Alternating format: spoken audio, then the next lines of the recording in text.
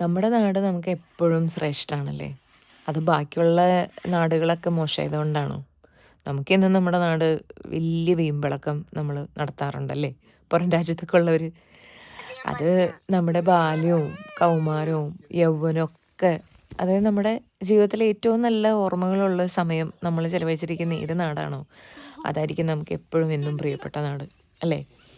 എനിക്ക് എൻ്റെ കേരളം പോലെ ഏത് വലിയൊരു രാജ്യത്ത് വന്നാലുവേ ആം, നമ്മളൊരു ഉണങ്ങിറാമൂലയിലാണ് നമ്മുടെ ഈ ആദ്യത്തെ കാലഘട്ടങ്ങളൊക്കെ കഴിച്ചിട്ടുള്ളതെങ്കിൽ നമുക്കെന്നും ആ ഒരു കാലഘട്ടമായിരിക്കും ഏറ്റവും നമ്മുടെ മനോഹരമായ ജീവിതത്തിലെ കാലഘട്ടം, അല്ലേ?